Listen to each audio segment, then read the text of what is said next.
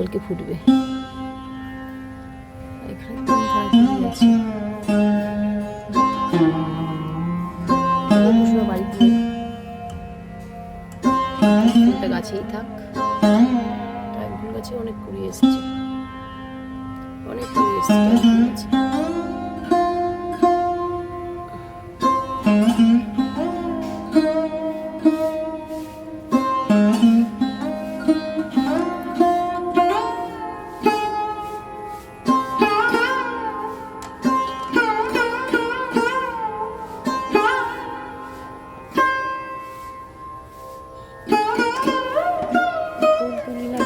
ফুল সব গাছ থেকে ঝরে পড়ে আছে।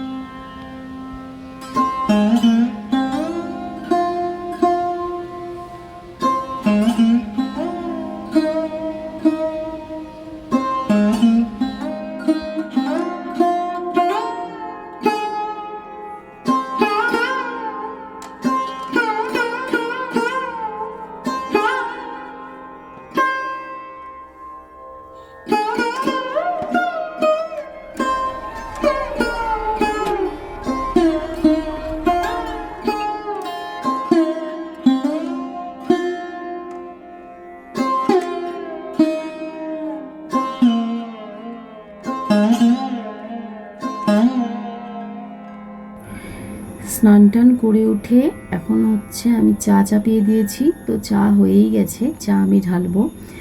তো গুড মর্নিং বন্ধুরা, আশা করি সবাই খুব ভালো আছো। আমার আরও একটা নতুন ভিডিওতে তোমাদের সবাইকে অনেক স্বাগত, অনেক ভালোবাসা জানালাম। আর আশা করছি সবাই খুবই ভালো আছো। তো এই নতুন একটা সকালে চা দিয়ে শুরু করলাম বন্ধুরা। চাটা এখন হয়ে গেছে, নিয়ে যাব হচ্ছে ঘরে। লিকার চা হচ্ছে খাই হচ্ছে আমি আর বুম্বা। আর তোমাদের দাদাভাই তো লিকার চা খায় না, দুধ চা খায়, তো ওনাকে চা দেওয়া হয়ে গেছে। এটা হচ্ছে আমরা এখন খাবো।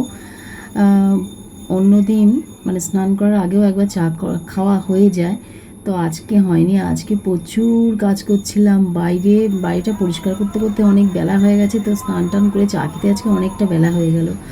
আর হচ্ছে এই দেখো ছোটো ছোটো কাঁথাগুলো দেখছো, এগুলো আমি তৈরি করেছি। বাড়িতে নতুন মানে অতিথি পুচকুসোনা এসছে, তো তার জন্য এই কাঁথাগুলো বানিয়েছি।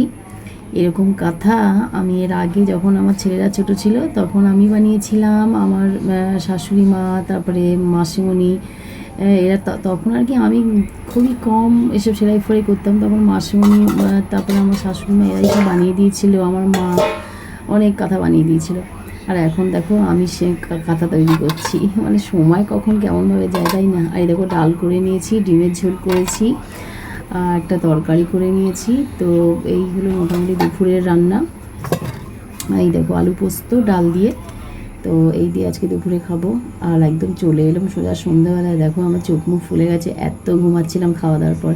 আর রাত্রিবেলা আজকে ভেন্ডি আলু ভাজা, আর ওবেলা ডাল তরকারি তো আছেই। তো চলো বন্ধুরা, আজকে ভিডিওটা কেমন লাগলো অবশ্যই